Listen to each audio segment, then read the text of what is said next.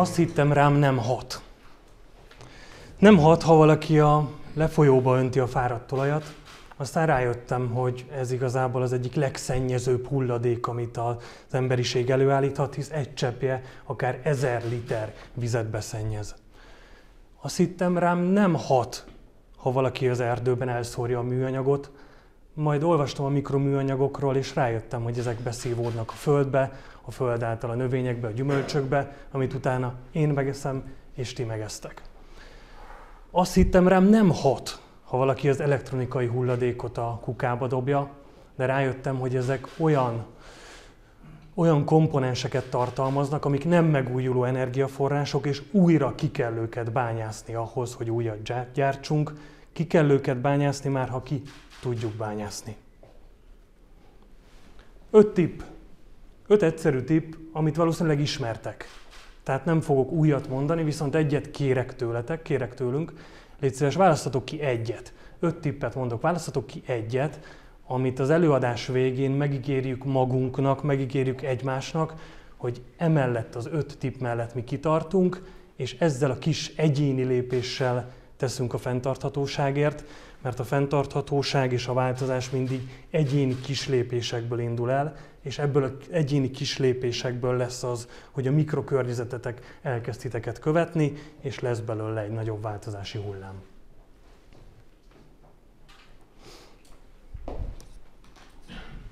Gyűjtöm használt sütőolaj, mint látjátok, ami tényleg az egyik ember által előállított legveszélyesebb hulladék.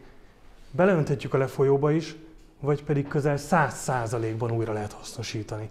Tehát ez azt jelenti, ha leadod mondjuk egy benzinkuton, akkor ülepítés és dekantálás után ebből biodízelt készítenek, vagy pedig felhasználja ugye a festék és a gipszgyártás. Nagyon egyszerű gyűjteni, kihűl ez a sütőolaj, beleteszed egy bármilyen flakonba, és leadod például ezeknél a cégeknél, de csak a legnagyobbakat emeltem ki, hiszen a Lidl-nél, a MOL-nál, az Aldi-nál vagy az FKF-nél több 100 telephely van, tehát nem kell neked sokat autózni azért, hogy leadd ezt a sütőolajat, valószínű a közvetlen környezetedben lesz olyan leadóhely, ahova leadod, és már is megtettél egy lépést. Használt sütőolaj, ez az 1-es. Elektronikai hulladék. Ilyesmikre gondolok. Ez egy elromlott hajnyíró, ami nagyon meglepődtem, hogy 2004 óta ingyenesen átveszi az összes elektronikai hulladékot a MediaMarkt. Nem csak azt, amit ott vásároltál, az összeset. Magamból kiindulva, hát én 2004 óta azért jó pár elektronikai hulladékot dobtam a kukába, és nem a MediaMarktba, viszont az elmúlt években már tudatosan figyelek arra, hogy otthon a párommal gyűjtjük össze az elektronikai hulladékokat, és leadjuk a MediaMarktba, mert ezek, mint mondtam, olyan komponenseket tartalmaznak, amelyek gyártásához nem megújuló energiaforrásokat használnak. Tehát újra ki kell bányászni az alumíniumot, a rezet, az ezüstöt, az aranyat, a higanyt. Tehát vagy újra kibányásszuk, vagy az újrafelhasználás során ezekből a rossz készülékekből újra ki lehet ezeket nyerni. Elektronikai hulladék 2. De mi van akkor, ha van elektronikai hulladékunk, viszont az még egy jó állapotú, más számára használható?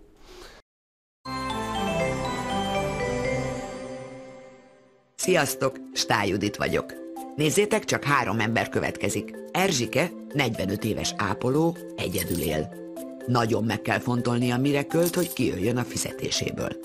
Csenge 3 gyermekes anyuka, akinek fontos a fenntartható jövő, és mindenhol keresi a zöld megoldásokat, miközben azért az árakra is odafigyel. Zoltán évek óta járja a bolha piacokat. A régi szép tárgyak megszállottja, gyűjtő. Mi köti össze vajon Erzsikét, Zoltánt és Csengét? Mindhárman a Charity-ben vásárolnak. A Charity-ben jó állapotú, használt tárgyakat vásárolhatsz te is rendkívül kedvező áron. Ha lakberendezési vagy dísztárgyakat vennél, ha konyhai eszközöket keresel, vagy éppen gyerekjátékot, esetleg ruhát, cipőt, könyvet, műszaki cikkeket, ezeket itt mind-mind megtalálod. Ha pedig a te otthonodban is előfordulnak feleslegessé vált, de más számára még értékkel bíró tárgyak hozd el a Charity-be, hogy ne a szeméttelepre kerüljenek. Biztos vagyok benne, hogy nálatok is van otthon használt, de működőképes, jó állapotú tévé, bármilyen elektronikai eszközt. Ezeket a Charity Bolt hálózat befogadja, ingyen átveszi, sőt, ha több elektronikai hulladék van nálatok, ami még használható, ingyen kijönnek hozzátok, elviszik ezeket, és a rászorulóknak igazából egy minimális díjon átadják. Tehát, hogyha nem elektronikai hulladék, hanem használt, régi, de még működő elektronikai eszköz, akkor ajánlom a Charity Bolt hálózatot, 14 bolt van Budapesten.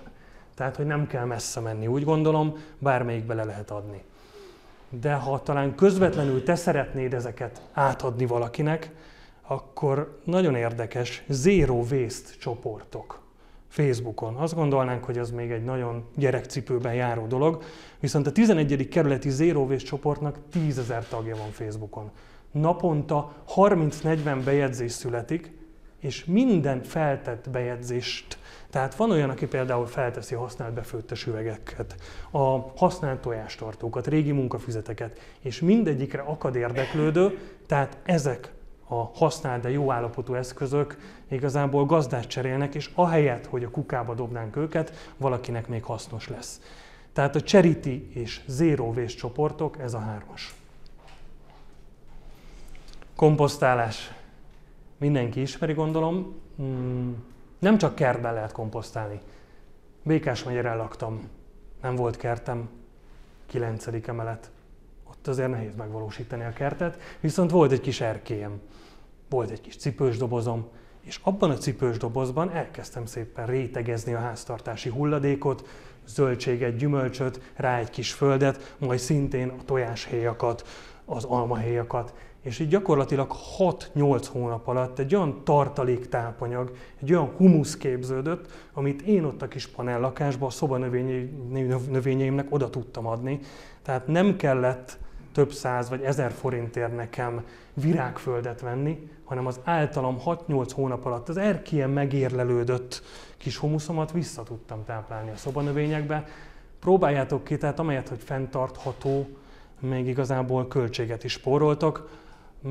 Kertben pedig egyszerűen, ha egymás mellé tesztek 3-4 raklapot, egy árnyékos, mégis jól szellőző helyre, egy kis forgatással, egy kis földdel, 6-8 hónap alatt tényleg olyan tartaléktápanyagot kaptok, amit meg fognak hálálni. Mind a paradicsomok, mind a paprikák. Köszönöm szépen a megerősítést. Komposztálás volt a 4-es, már csak egy van. Helyi gazdálkodók támogatása. Van ugye a hosszú ellátási lánc, amikor olyan termelőktől vásárolunk, akik hosszú szállítás, nagy kereskedők, nagy raktárak útján kerül be az áru majd csak a kiskereskedőkhöz, és onnan kerül hozzánk.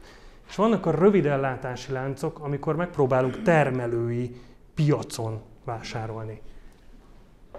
Most már nem Békás-megyeren lakom, hanem Tahitótfaluba, és ott van egy elég jó piac minden szombat reggel. Én oda szoktam kijárni. Én Tahitótfalunak a Tahi részén lakom, átsétálok a piacra kb. 3-4 perc alatt, és általában ott olyan termelők vannak, akik tótfalusi termelők, tehát ott a szigeten termelnek. Elhoztam az egyik kedvenc termékemet, az van ráírva, hogy ezüstkecske. Ez egy kecskesajt készítmény, és szeretnék a rövid ellátási láncra egy nagyon jó példát hozni. Tehát oda mentem és picit beszélgettem velük, hogy ők honnan jönnek. És konkrétan elmondták, hogy ők nem más, mint a Mocskonyi tanya, ami Tahitótfalun van, a Tamási Áron utcában. Tehát a piactól ez 2 kilométerre van, és akkor egy picit büszke is voltam magamra, hogy ilyen rövid ellátási láncot, hogy az a termelő a 2 kilométerre lévő piacra hozza ki a termékét, és én ott átsétálva megveszem, és hogy menni spórolunk ezzel igazából a szállításokon, akkor azt mondtam, hogy ez jó irány. És ezeket a helyi gazdákat javaslom, hogy ti is támogassátok, mivel minden budapesti kerületben van piac. Tehát én a 2. meg a 3. kerületben éltem, tudom, hogy mind a 2., mind a 3. van piac, de vannak belvárosi piacok is, és ott tényleg találkozhattok helyi termelőkkel, valamint fontos azt tudni, hogy ezek a zöldségek, gyümölcsök szezonjukban a legfinomabbak és a legvitamindúsabbak. Tettem oda pár képet, hogy mik azok a szezonális gyümölcsök, amiknek most van szezonja. Tehát ezeket most kapjátok meg a legolcsóbban, helyi termelőktől a piacon mind megkapjátok, és látjátok, hogy az áfonyától kezdve a körtén almán át szőlő, paprika, paradicsom, szederdió, de még sorolhatnánk, ennek mind most van szezonja. Helyi gazdálkodók, ez az 5-ös. Fel a kezekkel még mielőtt véget ér az előadásom. Nézzük meg, hogy helyi gazdálkodók volt az 5-ös, komposztálás a 4-es, Charity Zero Waste 3, elektronikai hulladék 2, használt sütőolaj 1. Kérlek titeket, hogy egyet válasszatok ki, amit megígérünk most, hogy betartunk, és ezzel teszünk a fenntarthatóságért. Fel a kezekkel most. 5-ös, 4-es, 3-as, 1-es. Köszönöm szépen a figyelmet!